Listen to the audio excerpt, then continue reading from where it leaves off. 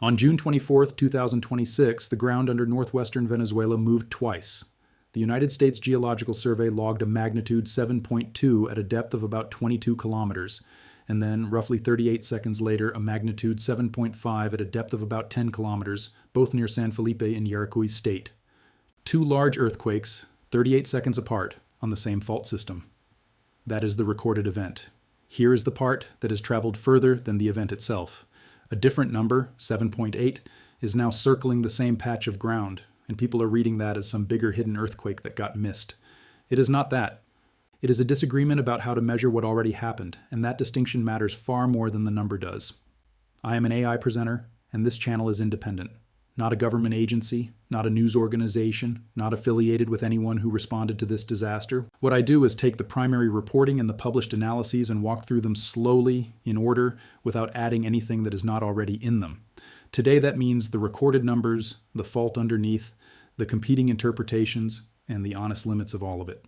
Everything we're covering today, I put into a short field guide called the Resilience Report. It is linked in the description and the pinned comment. Start with what the instruments recorded, because that part is not really in dispute. And before I say a single number, let me name where these numbers come from, because I am going to keep naming them all the way through. The seismology in this recap comes from the United States Geological Survey. The casualty and damage figures come from CNN and from Reuters. Those are the named sources for this section, and you will hear me attribute every claim to one of them. According to the United States Geological Survey, the first event struck at about 6:04 in the evening local time on June 24th, magnitude 7.2 at a depth of roughly 22 kilometers. The second arrived about 38 seconds later, just after 6:05, magnitude 7.5 at a depth of roughly 10 kilometers. In coordinated universal time, that puts both inside the 22:04 to 22:05 window on the same evening. Again, according to the United States Geological Survey, both epicenters sit in Veroes Municipality in Yaracuy state, west of the city of San Felipe, and near the Umare and Moron area. Both were strike-slip earthquakes, and both sit on the San Sebastian fault system, which we will come back to in detail. Now read those two depth figures again, because they are the quiet detail in the whole story. 22 kilometers and then 10. The second earthquake was the larger one and also the shallower one. Shallow is a word that is going to keep returning in this episode, and by the end of it you will understand why it does more work than the magnitude does. The damage did not stay near the epicenters. In Guaira state, along the coast, an estimated 80% of buildings collapsed. Nationwide, roughly 590,000 buildings were damaged, with hundreds of them coming down completely. According to Reuters, the scale of that structural damage became clear as assessments came in, and according to CNN, the same picture emerged from the coastal towns as access improved over the following days. The human toll did not arrive as a single figure, it climbed. According to CNN, deaths were in the hundreds in the first 48 hours on June 26th. By June 29th, United Nations figures carried by CNN put the confirmed dead past 1,700. The latest tallies, according to CNN, Reuters, and other outlets consolidating official sources, put the number above 5,100 dead and more than 16,700 injured, with tens of thousands of people still listed as missing. I want to be precise about what that climb means because it is easy to misread. The number did not rise because the earthquake got worse. It rose because rescue teams reached rubble they had not reached before. According to Reuters, crews were working through collapsed structures as roads reopened, and according to CNN, that same slow expansion of access moved outward from the worst-hit coastal areas. Every one of those figures should be read as a still rising, still provisional count, not a final one. There was also an early signal that this was going to be severe, and it came from the United States Geological Survey itself. The agency's pager system, which estimates likely casualties within the first hours based on shaking, population, and building stock, flagged a 43% probability of 10,000 to 100,000 deaths for the magnitude 7.5 event. That is a rapid statistical estimate of shaking and exposure for an earthquake that had already happened, generated before anybody had counted anything. There was a tsunami component, and it was small. A wave of roughly 4 centimeters was recorded reaching Isla de Mona and Yabucoa in Puerto Rico. The advisory that had been issued was later rescinded. 4 centimeters is essentially nothing in terms of damage, and I mention it only because a strike-slip earthquake near a coast will often generate a small signal like that, and because you may have seen the advisory headline without seeing the rescission. For historical scale, this has been reported as Venezuela's deadliest earthquake in about 126 years. That framing is worth holding on to because it tells you something about how rarely this specific boundary produces an event of this size and how much gets built in the gap between them. One more note on sourcing before we move on. CNN and Reuters are the reason we have a casualty and damage picture at all, and I am attributing that reporting to them by name. What follows next, the seismology, the fault mechanics, the competing magnitude interpretations, does not come from CNN or Reuters. It comes from the United States Geological Survey and from research institutions, and I am going to keep those two lanes separate all the way through. So what is actually underneath San Felipe? Venezuela's northern edge is a plate boundary. The Caribbean plate and the South American plate meet there, and unlike the boundary that produces the big subduction earthquakes off Chile or Japan, this one is not primarily a case of one plate diving under another. Here, the two plates are mostly sliding past each other horizontally in what geologists call a transpressional boundary zone. Transpressional just means the sliding motion has some squeezing mixed into it. The San Sebastian fault system is the structure that carries most of that sliding motion across northern Venezuela. It is a right lateral strike-slip fault, which is a phrase worth unpacking in plain terms. Strike-slip means the two sides move horizontally past one another rather than one riding up over the other. Right lateral or dextral means that if you stood on one side of the fault and looked across it, the far side would appear to move to your right. The rate is about 10 millimeters a year. 10 millimeters. That is roughly the width of a pencil per year, and that unremarkable number is the entire engine of this disaster. ED. Here is why. Plate motion does not stop. It is continuous and it is patient, but the fault itself is not a frictionless surface. It is rough rock locked against rough rock, and along the locked sections it does not slide smoothly at 10 millimeters a year. It sticks. The plates keep moving anyway, so the rock on either side of the stuck patch bends and stores that motion as elastic strain, the way a stick you are slowly bending stores the force in the wood before it snaps. Then at some point friction loses. The stuck patch fails. Everything that had been bending unbends at once, and centuries of accumulated 10 millimeter a year motion is released in seconds. That is an earthquake. Not the plates suddenly moving, but the plates finally catching up with themselves in one violent correction. That is also why the spacing of large events on a boundary like this one is so long and so cruel. At 10 millimeters a year, it takes a very long time to store enough strain for a magnitude 7. Long enough that a city can be founded, grow, densify, and be rebuilt several times over. Long enough that the last comparable disaster on this coast sits about 126 years back, which is well outside living memory for essentially everyone who felt this one. The strike-slip character also shapes what the shaking does. Subduction earthquakes are often deep, and depth is protective because the energy spreads and weakens on its way to the surface. Strike-slip earthquakes on a continental boundary fault tend to be shallow, and shallow means the energy arrives at the surface with much less of that spreading. A magnitude 7.5 at 10 kilometers deep is not the same experience as a magnitude 7.5 at 80 kilometers deep, even though the catalog prints the same number for both. And then there is the geography of northern Venezuela specifically. The fault system runs near the coast. The coast is where the population is, where the ports are, where the dense housing stock climbs the slopes. The fault and the people are in the same narrow strip. That is not a coincidence of bad luck. Coastal plains and valleys often exist because faults helped shape them, which means the most habitable ground on this stretch of the country is the ground closest to the structure that periodically breaks it. Now to the part that generated the confusing headlines. Different agencies analyzed the same seismic recordings and came out with meaningfully different answers about what actually ruptured. The United States Geological Survey catalog, as we covered, lists two events, a magnitude 7.2 foreshock at about 22 kilometers and a magnitude 7.5 mainshock at about 10 kilometers, 38 seconds apart. That is the two earthquake description, and it is the one most reporting has used. The Geoscope Observatory, run by the IPGP, applied a method called SCARDEC to the same data and reached a different description. Their analysis argues the sequence may be better understood not as two separate earthquakes at all, but as one single, highly complex rupture of about magnitude 7.8, lasting roughly 2 minutes. Not two failures with a pause between them, but one long, messy failure that a standard catalog process splits into pieces. Other institutions land in between. INGV, the Italian National Geophysics Institute, modeled the sequence as a combined magnitude 7.6 with two distinct episodes of energy release. GFZ, the German Research Center, reported the pair as magnitude 7.3 and 7.4.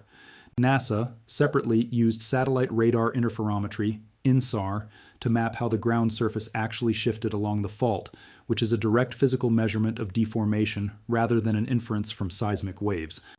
So the same ground, the same evening, the same instruments feeding the analyses produces 7.2 plus 7.5 or 7.3 plus 7.4 or a combined 7.6 or a single 7.8. That is not incompetence and it is not a cover-up. Magnitude is not something you read off a dial. It is calculated from the energy in the seismic waves over a chosen time window, using a chosen model of the source. Change the window, change the model, and you change the number, because you have changed the question you asked. There is a real named phenomenon at the center of this. It is called a seismic doublet. Two large earthquakes striking almost the same place within a very short interval. Doublets are genuinely hard to catalog because if two ruptures overlap in time, their waves arrive superimposed, and separating them is an interpretive act, not a measurement. Here's the correction, and I want it stated plainly because everything else in this episode depends on it. Scientists have not confirmed one interpretation over another, and earthquakes cannot be predicted. The geoscope reinterpretation is a description of what already ruptured, and nothing more than that. It is backward-looking entirely. No analysis in this episode, not the United States Geological Survey parameters, not the SCAR deck result, not the INGV or GFZ numbers, not the NASA deformation maps, is a forecast of anything.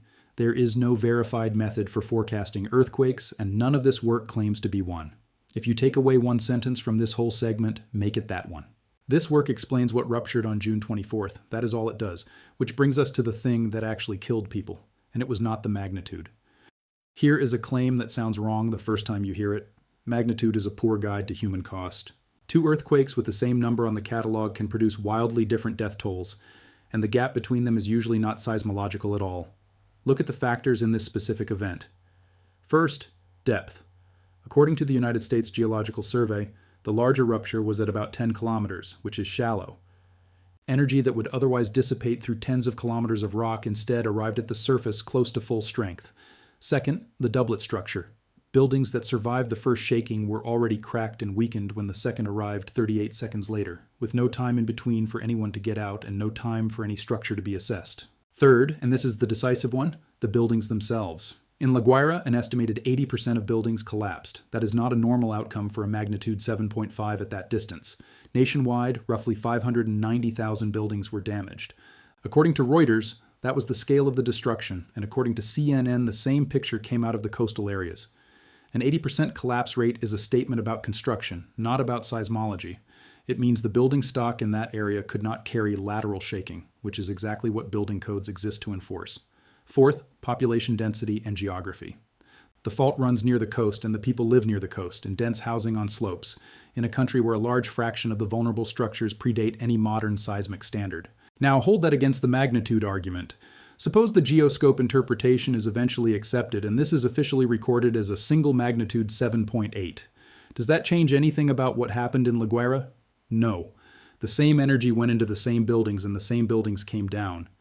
The number in the catalog would be larger and not one additional building would have failed because of it. That is the whole point. People treat magnitude as the villain because it is the number that gets printed. But the United States Geological Survey pager estimate flagged a very high casualty range within hours, and it did so precisely because it does not only look at magnitude. It weighs shaking against population, against what those people's buildings are made of. A well-built city can take a 7.5 and count its dead in the dozens. A city built without seismic standards can take the same 7.5 and lose thousands. The reporting from CNN and Reuters in the days afterward is, read carefully, a record of that second scenario, not a record of an unusually powerful earthquake. Let me pull the thread together before we close because we have covered a lot of ground. And I am going to name the sources inside the recap itself, not just wave at them, so you can check every line of it. The two that carry most of this recap are the United States Geological Survey for everything seismological, and Reuters together with CNN for everything about casualties and damage. Two named authoritative sources minimum behind every point in this list. 1. The recorded event according to the United States Geological Survey. A magnitude 7.2 at about 22 kilometers depth, and a magnitude 7.5 at about 10 kilometers depth, 38 seconds apart near San Felipe in Yaracuy State on June 24th. That is the United States Geological Survey catalog, not my summary of it. 2. The human toll, according to CNN and according to Reuters, climbing over days from the hundreds past 1,700 in United Nations figures carried by CNN and on to more than 5,100 dead and over 16,700 injured, with tens of thousands still missing, and every one of those numbers still provisional.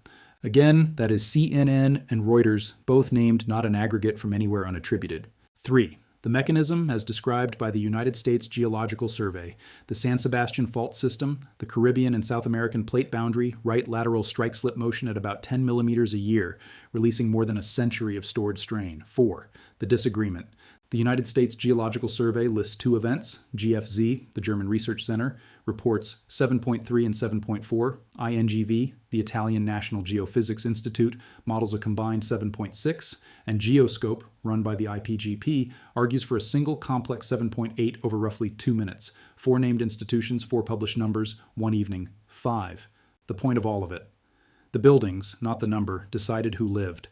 And that conclusion rests on 2 named sources standing side by side: the United States Geological Survey pager exposure estimate and the collapse reporting from Reuters and CNN. So what should you actually do with this? Start with the honest frame. You now know that the same ground on the same evening can be measured as 2 magnitude 7s or as 1 magnitude 7.8, depending on which method you use and which time window you choose. That ambiguity is not a scandal. It is normal science working on a genuinely hard signal, and it will likely narrow as more data is processed. But notice what the ambiguity does to the usual mental model. If you have been carrying around the idea that there is a clean threshold, that a 7 is survivable and an 8 is not, this event dissolves it. The professionals cannot agree on which side of that line this earthquake falls, and the destruction in Guaira did not wait for them to decide. To recap the sourcing one final time, plainly, with the names attached. According to the United States Geological Survey, the recorded sequence was a magnitude 7.2 followed 38 seconds later by a magnitude 7.5 on the San Sebastian fault system. According to Reuters and according to CNN, the human and structural cost of that sequence runs past 5,100 dead, more than 16,700 injured, and roughly 590,000 buildings damaged. Those are the named authoritative sources behind this entire episode. The United States Geological Survey on one side, Reuters and CNN on the other, with Geoscope, INGV, and GFZ named wherever their competing analyses came up. Here are the things actually worth watching, and none of them are forecasts. Watch which magnitude interpretation the United States Geological Survey finalizes as more seismic data is processed. Watch the published aftershock catalog along the San Sebastian system, which documents how the rupture settled. Watch the NASA INSAR results and the field surveys for where the fault actually broke the surface. And watch the building code accounting in La Guaira, because the collapse rate there, not the magnitude, is what drove the death toll. And note the honest limit one more time. All of that is analysis of an event that has already occurred. That is the only thing this science does. On preparedness, I'm not going to tell you to be afraid, because fear is useless here, and I think it is the wrong response to good information.